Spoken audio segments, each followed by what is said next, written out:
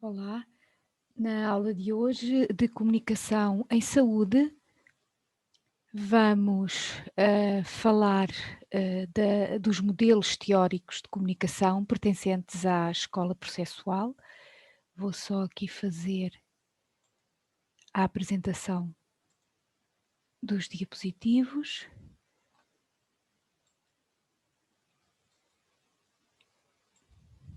Portanto, vamos falar sobre os principais modelos teóricos pertencentes à escola processual. Vamos falar da sua importância e como podem ser aplicados na área da saúde, e também vamos falar do que são estereótipos e enviesamentos implícitos e de como podem interferir na comunicação entre os profissionais de saúde e os utentes. As pesquisas e as investigações sobre os efeitos dos fenómenos da comunicação social são chamados de teorias da comunicação e centram-se em todos os aspectos, em todos os domínios em que a comunicação tem saliência e, portanto, são basicamente todos os domínios do conhecimento humano. Baseiam-se numa multiplicidade de áreas e de disciplinas científicas, tais como a psicologia, a filosofia, a educação, etc. Falámos nisso na aula anterior.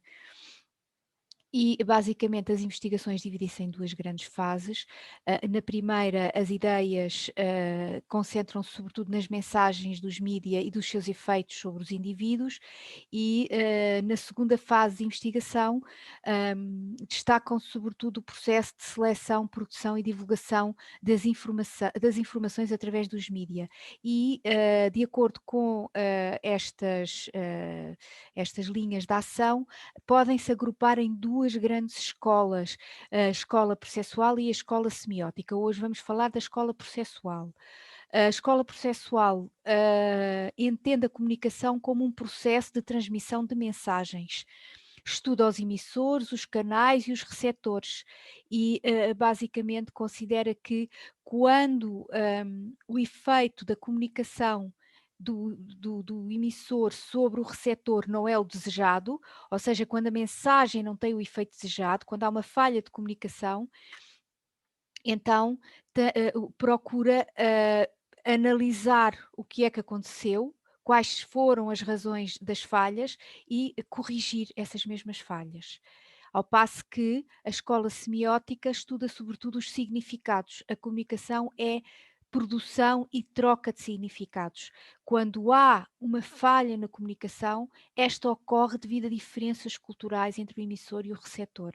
Portanto, vai à procura das diferenças entre emissor e receptor para perceber o porquê não ter existido uma comunicação eficaz. Portanto, escola processual, escola semiótica, estão aqui as grandes diferenças. A escola processual vai ser hoje o tema da nossa aula.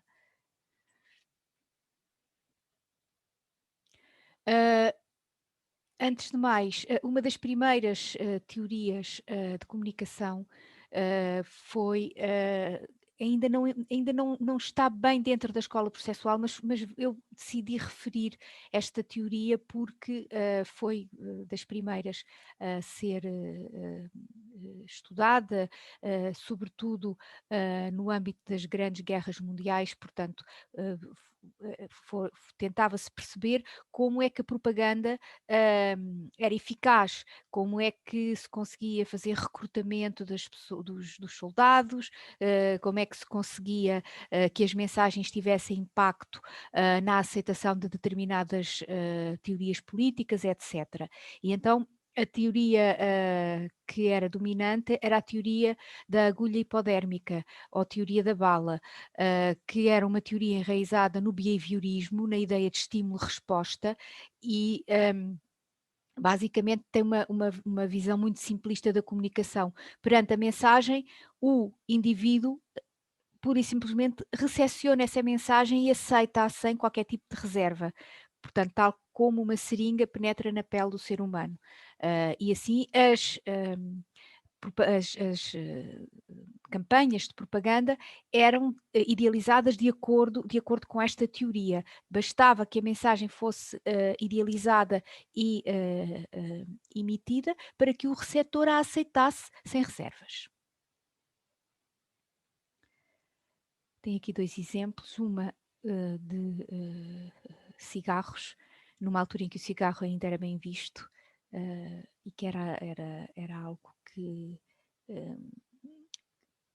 se considerava não ter qualquer efeito secundário, e aqui uma de recrutamento, uma mensagem de recrutamento para o exército americano. Portanto, que seguiam de facto a teoria hipodérmica.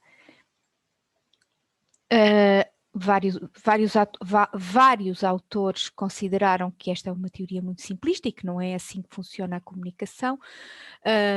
O primeiro a colocar em causa a teoria hipodérmica foi Lasswell, que era sociólogo e basicamente ele considerou que a mensagem tinha, portanto, que a comunicação não se centra apenas no emissor e no receptor, tem também outros componentes, nomeadamente a mensagem, o canal e os efeitos. E ele construiu a sua teoria de comunicação precisamente para apontar as lacunas da teoria anterior. Também defende que a comunicação é intencional, é consciente e é voluntária. E, portanto, conseguimos, para este autor, o efeito das mensagens só pode ser plenamente compreendido se forem respondidas 4 questões. Quem? Diz o quê? Através de que canal? A quem e com que efeito? Portanto, há aqui uma complexificação da comunicação em relação ao modelo hipodérmico. Há aqui estabelecer diferentes elementos no que diz respeito ao processo de comunicação. O quem, é claro, que diz respeito a quem emite a mensagem. O diz é o conteúdo da mensagem. O canal diz respeito à análise dos meios. E, por último, o efeito significa qual é o impacto que aquela mensagem tem na sociedade ou no indivíduo. E só quando se consegue responder a todas estas questões é que se diz que a mensagem é clara e é completa. Sem esta contextualização, para Lasswell não se consegue perceber que tipo de mensagem é que estamos não se consegue perceber qual a mensagem e que tipo de mensagem é esta.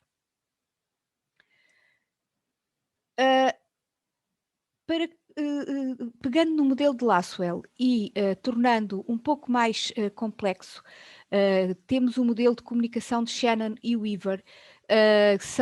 Foram 2 matemáticos que tentaram suprir as lacunas do modelo de Lasswell. E, portanto, foi um dos primeiros modelos a tentar sistematizar o estudo da comunicação. É mesmo considerado a origem de todos os modelos de comunicação, é este, o de Shannon e Weaver. Portanto, pressupõe também a existência de um emissor e de um receptor. O emissor envia a informação enquanto o receptor a recebe, e para estes autores a comunicação é um processo simples e linear. Portanto, a diferença relativamente a Lasswell é que eles definem fonte de informação, para além do emissor ou transmissor, portanto há aqui uma fonte de informação e também a fonte de ruído ou interferências. Temos as interferências que não aparecem por acaso aqui nesta imagem, mas existem, estão ao nível da fonte de ruído, mas são de caráter psicológico. E, portanto, a fonte é o que detém o poder de decisão. A fonte é, digamos, o que está por trás do emissor. E o que é que isto significa? É diferente um emissor que está a transmitir uma mensagem governamental, e neste caso a fonte seria o governo, de um emissor que está a emitir uma mensagem apenas de caráter pessoal. Portanto, e aqui a fonte e o emissor correspondem a uma só entidade. Mas para estes matemáticos, temos que perceber qual é o contexto do emissor. Temos que compreender de onde é que vem este emissor, qual é a fonte que está por trás dele. É o governo? É uma instituição que não é governamental? É algum partido político? Etc, etc, etc. Portanto, os emissores não estão perdidos no vácuo. Os emissores têm um contexto que deve ser observado e deve ser tido em conta quando se analisa a mensagem. A mensagem circula através de um meio físico, podem ser diversos, portanto, pode ser o ar, cabos telefónicos, Wi-Fi, etc. O que é o ruído? O ruído é algo que interfere com a comunicação. Portanto, qualquer estímulo que dificulte e que interfira na comunicação é considerado um ruído. Por exemplo, fenómenos físicos que afetam quer a emissão, quer a recepção da informação, afetam os fenómenos sensoriais. Também pode existir um ruído semântico, que diz respeito à distorção do significado daquilo que é a mensagem. Não era isso que, portanto, é algo que a fonte não pretende que ocorra, mas que pode acontecer, por exemplo, quando alguém não tem uma boa dicção e modifica a mensagem sem pretender que o mesmo aconteça. Exemplos de ruídos, temos, por exemplo, isto aplicado à saúde, uma recepção inadequada, portanto, quando vocês ou o profissional, o fisioterapeuta ou técnico de saúde, no seu consultório, já falei nisto na aula anterior, tem uma recepção que não é a recepção adequada, superlotada, ou em que a pessoa que está a fazer o atendimento não é adequada, portanto, não consegue orientar os doentes da melhor maneira. Consultas superlotadas, por exemplo, quando o espaço é inadequado ou a decoração é inadequada, faz com que o doente não se sinta confortável, salas de espera muito pequenas. Portanto, agora nesta época de pandemia, há inclusivamente situações em que as pessoas têm que esperar na rua pelas suas consultas, às vezes em pé, o que é de facto muito, muito mau. Interrupções frequentes da consulta, portanto, vocês podem estar a dar uma consulta e terem que interromper uma vez, há um doente que vos chama, qualquer situação, mas uma interrupção constante das consultas faz com que o vosso trabalho seja de facto ineficaz. Portanto, é considerado um ruído na comunicação. Chamadas de telemóvel, mensagens, etc. Portanto, tudo o que esteja a interromper a comunicação é considerado um ruído. As interferências, como eu vos disse, estão ao mesmo nível do ruído no que diz respeito ao impacto que têm na comunicação. Portanto, são fenómenos que também têm as mesmas consequências, interferem na comunicação, mas são fenómenos de ordem psicológica. Só que enquanto que os ruídos normalmente são mais fáceis de evitar porque são objetivos. Vocês podem mudar a recepção, vocês podem substituir a vossa assistente, vocês podem decorar melhor a sala de espera, vocês podem desligar os telemóveis enquanto estão a fazer o vosso trabalho. Portanto, isto é objetivo. As interferências não são objetivas, são subtis, são muito mais difíceis de modificar. Muitas vezes não há noção que elas estão ali, por exemplo, como é o caso do enviesamento implícito de que nós vamos falar hoje, mas tem um grande impacto não só na forma como vão comunicar com os vossos doentes, como também na forma como vocês vão ver os vossos doentes, como vocês o percepcionam e como vocês respondem a ele, na forma como vocês vão fazer os vossos diagnósticos. Os enviesamentos implícitos que cabem aqui nesta categoria das interferências têm um impacto muito grande no trabalho do fisioterapeuta, no trabalho do técnico de saúde de uma forma geral. Estas interferências podem ser classificadas em 3 tipos. Interferências cognitivas, interferências emocionais ou interferências sociais. As cognitivas dizem respeito, sobretudo, ao tal enviesamento implícito, à forma como e a estereótipos, no fundo, que nós já vamos falar um bocadinho sobre isso, que o técnico de saúde, que o fisioterapeuta possa ter em relação ao doente e que vai interferir na forma como vai trabalhar com ele. Estes enviesamentos, estes estereótipos podem estar relacionados com a forma como o técnico, como o fisioterapeuta foi educado, ou pode ter a ver com o facto de, ao longo da sua experiência profissional, ter construído ideias acerca de certas pessoas ou certos grupos sociais que podem não estar totalmente certos. Estas ideias podem não estar totalmente certas, mas depois interferem no trabalho que ele vai efetuar com as pessoas. As interferências emocionais dizem respeito às emoções que estão presentes durante o processo clínico, portanto, que também que são consequência da forma como o fisioterapeuta pensa. Os nossos pensamentos interferem, os nossos pensamentos determinam a forma como nós sentimos. O que nós pensamos determina a forma como nós sentimos e vice-versa. Mas o que nós pensamos determina a forma como nós sentimos. Se nós estamos, se pensamos algo muito negativo acerca de alguém com quem vamos ter que trabalhar ou alguém a quem vamos ter que fazer um diagnóstico e prescrever um tratamento, isso vai interferir no tratamento. Por mais profissional que nós sejamos, temos que estar conscientes que temos estes processos cognitivos. Temos que estar conscientes, precisamente porque depois estas emoções interferem na forma como agimos, interferem no nosso comportamento. Está bem? É importante uma permanente autoconsciência das emoções.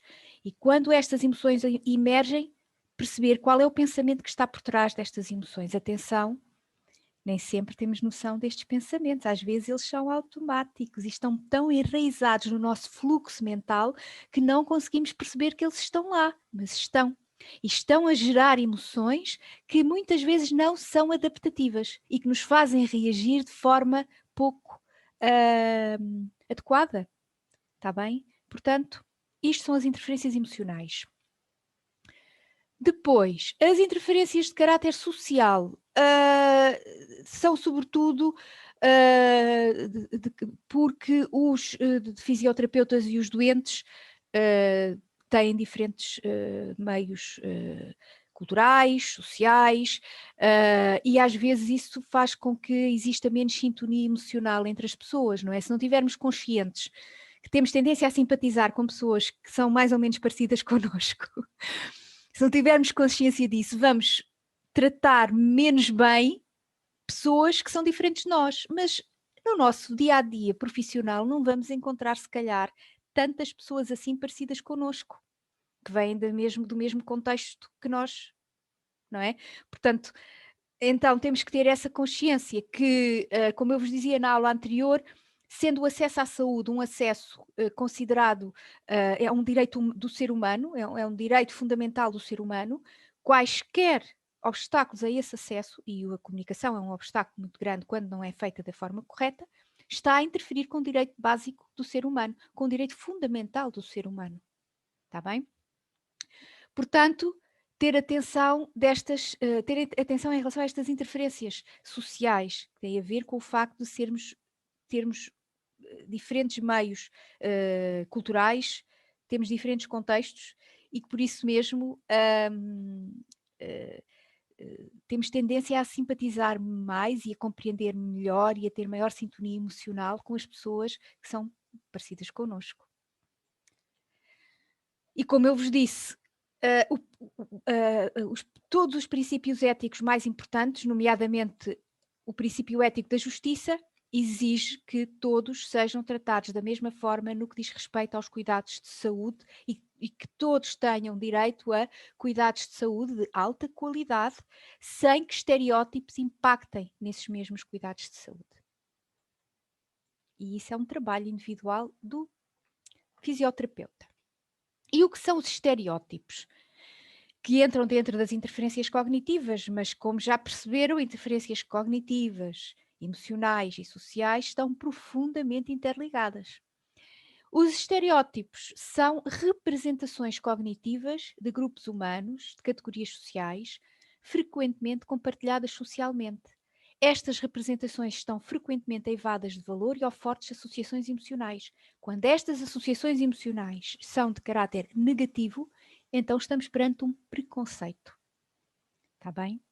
Portanto, basicamente, perante alguém que pertence a um certo grupo social, a um certo local, de uma forma muito rápida e intuitiva, associa-se através de um estereótipo as características desse local ou grupo social ou comunidade àquele mesmo indivíduo. E o indivíduo não é visto, não é percepcionado por aquilo que é, mas pelo facto de pertencer a uma dada comunidade ou grupo social, ou país, ou seja lá o que for, está bem? Existem muitos diferentes tipos de preconceitos, existem inúmeros. No fundo, são crenças exageradas que auxiliam as pessoas a simplificar as suas categorizações. Podem ou não ser verdade, mas têm esta função. Portanto, todos nós fazemos isto. Todos nós temos os nossos estereótipos que estão enraizados no processo de categorização, que é um processo, uma skill, um raciocínio, portanto, uma competência nossa desenvolvida ainda na infância. Portanto, que é o processo de categorização. Nós fazemos isto em relação a tudo. E fazemos-lo porquê? Porque nos ajuda a lidar com a diversidade e com o caos do mundo. Portanto, nós categorizamos pessoas, situações, etc., para podermos ser eficazes a lidar com os problemas do dia a dia. Caso contrário, demorávamos um dia ou dois a fazer uma pequena escolha porque íamos ver todos os pormenores. Não, nós categorizamos para ser rápido o nosso raciocínio e a nossa tomada de decisão. Mas depois tem esta vertente, que é podemos ser injustos. E quando toca a categorizar pessoas, temos que ter cuidado. Até podemos categorizar, mas e fazemos-lo, mas temos que ter consciência que o estamos a fazer. E quando somos profissionais de saúde, temos que ter muita consciência destes processos e não agir de acordo com eles, tá bem? Não agir de acordo com eles, tentar ser neutro na nossa postura. Pronto, isto já disse. Pronto, os estereótipos assentam sobretudo na capacidade de ignorar detalhes específicos. Portanto, nós não vemos os detalhes de cada pessoa, não vemos as pessoas como indivíduos, mas é muito mais rápido associá-las às características do grupo a que pertencem. Mas é claro que isso é injusto, não é? E portanto, pronto, eu também já falei sobre isto. É claro que se perdêssemos de repente esta capacidade, rapidamente seria muito difícil começarmos a fazer, dificilmente seria tomar decisões, as interações normais do dia a dia seriam extremamente exigentes e seria impossível viver. Portanto, estas formas de pensamento, estes estereótipos, estas categorizações têm esta função, têm uma função adaptativa, por isso é que permanecem, por isso é que nós as temos. Não é porque não fiquem a pensar que eu agora eu sou muito boa pessoa, por isso não tenho estereótipos. Não, todos temos, porque isto está enraizado na nossa forma de pensar e tem uma função adaptativa fortíssima, ajuda-nos, é útil. Mas temos é que ter consciência que temos estes processos para que possamos desmontá-los e ser profissionais no nosso dia-a-dia. Isto é fundamental porque vários estudos têm mostrado que as pessoas que pertencem a certas minorias ou níveis socioeconómicos mais desfavorecidos têm a tendência a ser menos bem tratados nos serviços de saúde. Mas não só. Isto é mais amplo ainda. Quando nós falamos de estereótipos, estamos a falar sobretudo dos estereótipos dos quais temos consciência, não é? Temos consciência, apercebemos-nos que se calhar temos visões mais negativas de certo tipo de pessoas que pertencem a certas profissões ou a certas comunidades ou a certos países, ou que são mais novas ou mais velhas ou mais gordas ou mais magras, pronto. e temos consciência disso, não é? São enviesamentos explícitos, podem ser preconceitos ou não, mas são estereótipos explícitos.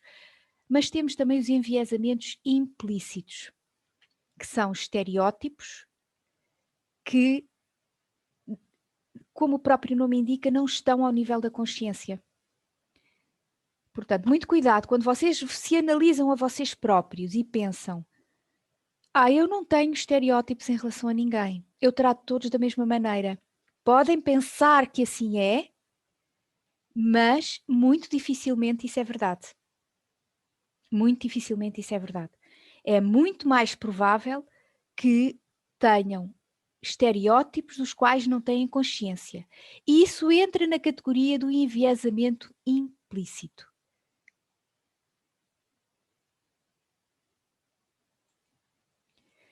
Existe evidência científica de que os profissionais de saúde são influenciados no seu raciocínio clínico por estes enviesamentos. E são associações automáticas.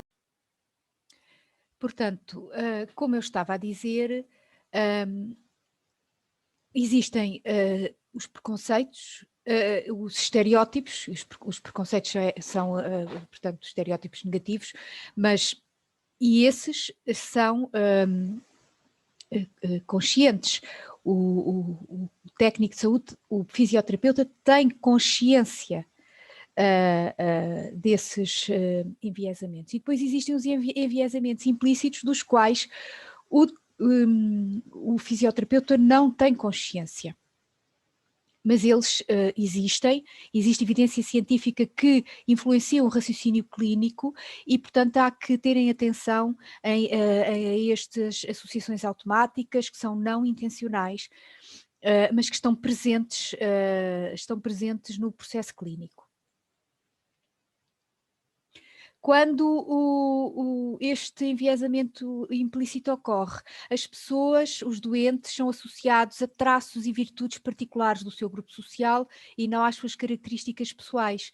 E estes estereótipos influenciam o raciocínio e a tomada de decisão dos profissionais de saúde e normalmente influenciam pela negativa.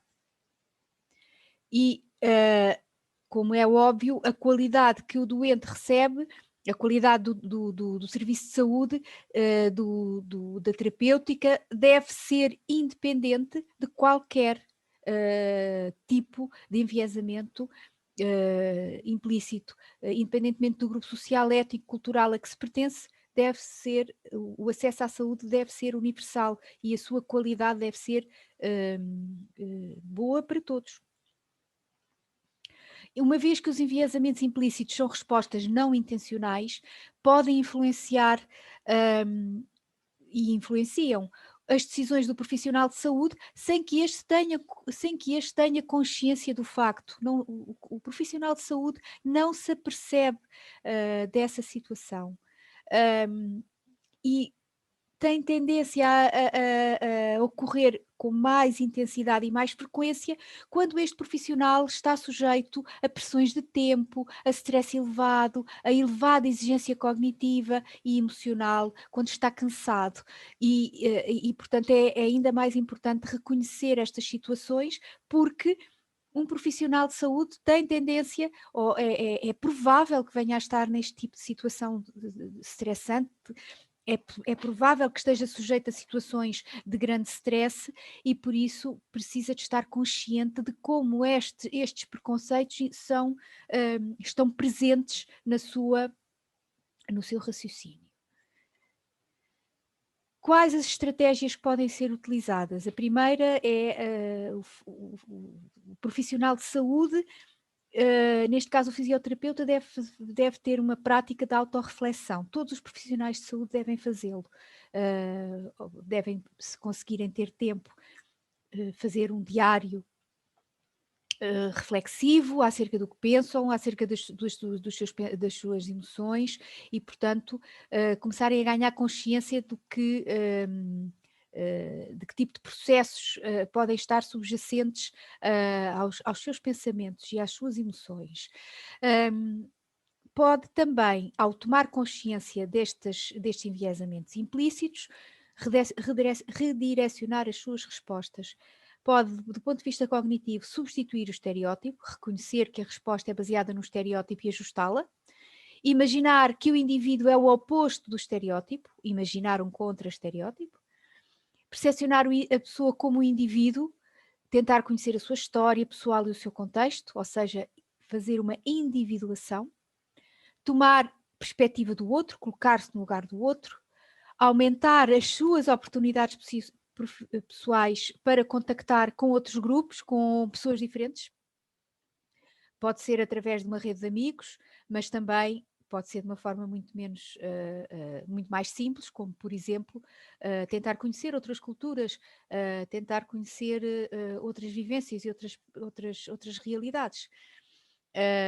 E também criar uma parceria com o seu paciente.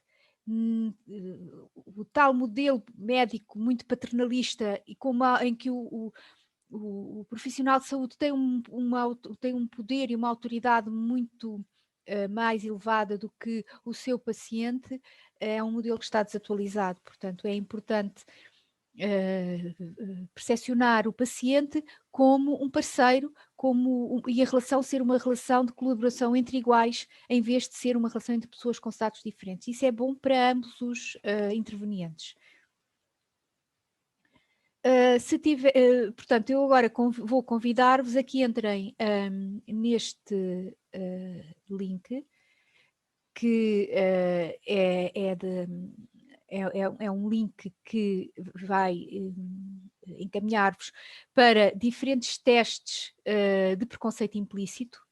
Eu convido-vos a que os façam alguns, são divertidos. E ficam a conhecer-se um bocadinho melhor. Estes testes foram construídos pelo Project Implicit, que pertence à Harvard, e que pretende precisamente ajudar a que os diferentes profissionais de saúde ganhem consciência destes processos cognitivos e de como eles interferem na saúde e nos cuidados de saúde que prestam aos outros. Também podem entrar neste link, How to Reduce Implicit Bias, para mais pistas sobre esta temática. E também vos aconselho a fazer o diário de pensamentos. Tem aqui a bibliografia que se encontra na vossa pasta, a maior parte dela, e toda ela é de fácil acesso. Pronto. Até à próxima. Até à próxima aula.